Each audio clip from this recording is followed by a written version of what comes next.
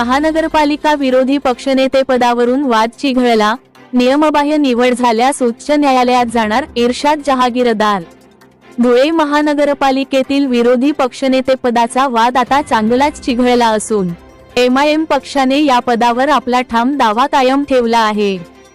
सत्ताधाऱ्यांनी सत्तेचा गैरवापर करून नियमबाह्य पद्धतीने विरोधी पक्षनेत्याची निवड केल्यास थेट उच्च न्यायालयात याचिका दाखल करण्याचा कडक इशारा एमआयएमचे नेते इर्शादभाई जहागीरदार यांनी रविवारी प्रसारमाध्यमांशी बोलताना दिला।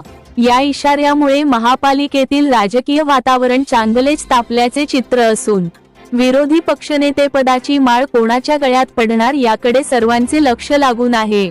दरम्यान एमआयएम ही भाजपची बी टीम असल्याचा आरोप करणारे माजी आमदार फारुख शहा यांच्यावरही जहागीरदार यांनी सडकून टीका केली। स्वतः भाजपसाठी काम करणाऱ्या शहा यांना आमच्यावर बोलण्याचा कोणताही नैतिक अधिकार नाही, ते केवळ एमआयएमच्या पाठबळावरच अपघाताने आमदार झाले होते, त्यामुळे त्यांनी खाल्ल्या मिठाला जागले पाहिजे, असा घणाघाती टोला त्यांनी लगावला।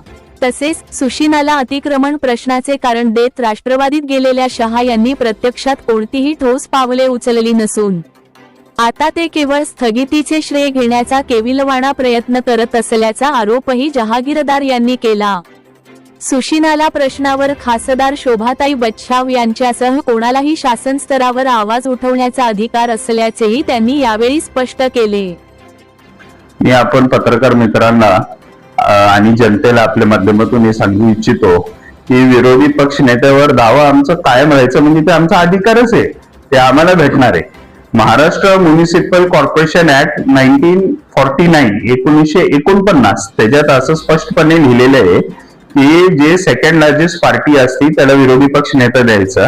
संख्याबळाच्या आधारावर त्यांची मी प्रेस ऐकली, पण त्यांना ते समजत नाहीये की संख्याबळाच्या आधारावर ते म्हणतात की 8 + 5 13 आणि आमचे 10, तर हे 10 ला विरोधी पक्ष नेता भेटायला पाहिजे असं कायदा सांगतो।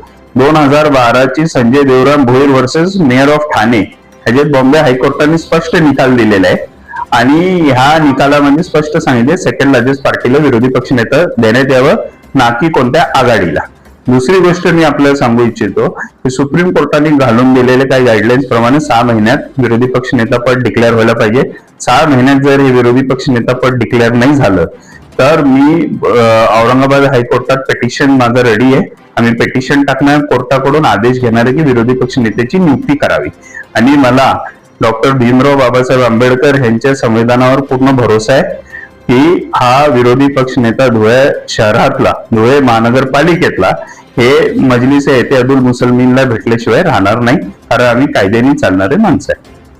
कसं असतं, हे गोष्टी एक हिंदीत म्हण आहे, उलटा चोर कोतवाल को डाटे। ते ऑलरेडी भाजप बरोबर आहे आणि त्यांना माहिती आहे की ते भाजप बरोबर असल्यामुळे त्यांना पब्लिकमध्ये काहीच रिस्पॉन्स राहिलेला नाही। जे काही ते अपघाताने झालेले आमदार होते, एमआयएम पक्षाच्या जोरावर ते झालेले आमदार होते आणि आज म्हणजे खाल्लेल्या अन्नाला आपण जागलं पाहिजे, परंतु एमआयएमच्या जोरावर झालेले आमदार आज एमआयएम वरच टीका करतात, तर हे तरी त्यांनी करू नये असं मला त्यांना आव्हान आहे। ते शहराचे आमदार होते, एमआयएम पक्षाच्या जोरावर त्यांनी अनेक गोष्टी त्यांना करता आले असते, पण ते त्या ठिकाणी फेलियर राहिलेले आहे। तर ते काय आम्हाला भाजपची बी टीम सी टीम काय बोलू नका, तुमचं ओरिजिनल भाजप बरोबर आहे ना, आणि राज्यात तुम्ही भाजप बरोबर सत्तेत, दिल्लीत तुम्ही भाजप बरोबर सत्तेत, मग तुम्हाला काही नैतिक अधिकार नाही आम्हाला बोलायला भाजपची बी टीम आहे का सी टीम आहे। सुशी नाल्याचं जे प्रश्न आहे त्यासाठी हा शहरातले जिल्ह्यातले खासदार असू द्या, मंत्री असू द्या, लोकप्रतिनिधी असू द्या, आमदार असू द्या, यांनी सर्वांनी त्याच्यात कुणीही सरकारमधल्या कोणत्याही व्यक्तीला ते प्रश्न घेऊन जाऊन सोडवण्यासाठी प्रयत्न करू शकतो।